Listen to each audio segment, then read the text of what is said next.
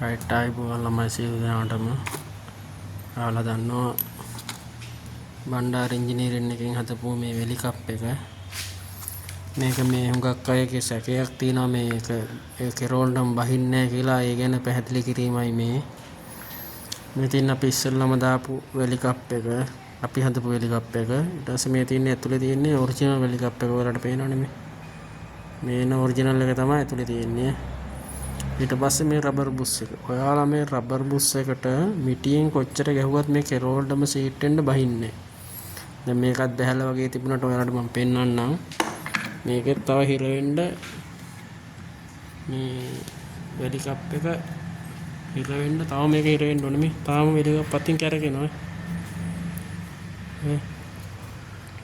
එතකොට තාමත් අතින් කැරගෙනවා.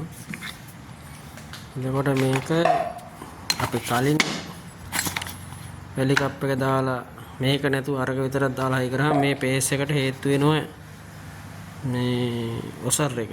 මේ පේස් එකට ඔසර් එක හේතු වුනහම අපි මැෂින් එක ඉස්සරහට පස්සට ගන්නකොට රෝල නිකන් කැරකිලා මේක ඉනර් එක 100% පිට එකේ නෑනේ මේ ඇක්සලේ. මේ රේසරේ ඉනර් එකෙන් පිට කැරකිලා අර ඔසර් එක හරහා අනේ බුරුල් කරලා රෝල ගැලවිලා එළියට වැටෙනවා. මේ වෙලි කැප් එකෙන් දෙමිල්ලෙන් ඒ වාසි ඔක්කොම එනවා. එතකොට ඔයාලට පේනවනේ දැන් මේක මේ තියෙන මැද ප්ලේ ඔසර් එක මේක දැම්ම මෙච්චරක් ඉඩ තියෙනවා රේසරේට ඔය. මෙච්චරක් එනවා. දැනුත් හරියට හිර වෙලා නැතුව තමයි තියෙන්නේ මේ වෙලි කප් එක අතින් කැරගෙනවා. ඔච්චරයි මේ.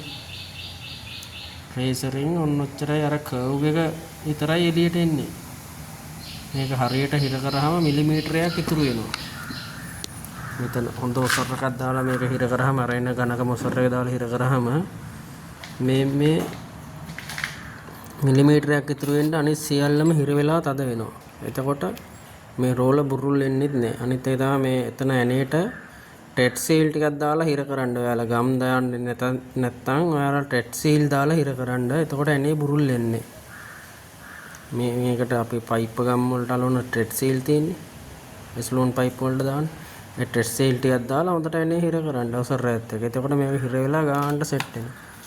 ඒ ගහන්න කලින් එළිය හිටිනවද කියලා අහන්න එපා. මේක තමයි ඔච්චරයි මිලිමීටර 2යි එළියට එන්නේ.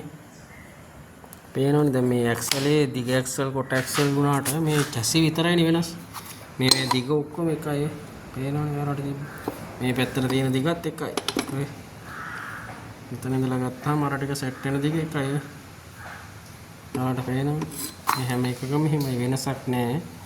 ඇක්සල් වල නැත්නම් රෝල් හයි කරන්න බෑනේ. ඉතින් කඩේ තියෙන රෝල් ඕස ටැංකියට වෙනම රෝලුයි කොට ටැංකියට වෙනම රෝලුයි නෑනේ. ඔක්කොම එකයි. වෙනසක් එන්නේ මේ වෙලි කප් එක අපේ වෙලි කප් එක දැම්ම කියලා ඔච්චරයි එන්නේ. ඒ එන්නේ වාසිය හොඳයි. රෝල ගැලවිලා එළියට හැලෙන්නේ නැහැ. හොඳට එන්නේ හිර කරගන්න එච්චර. එහෙනම් ජය වේවා.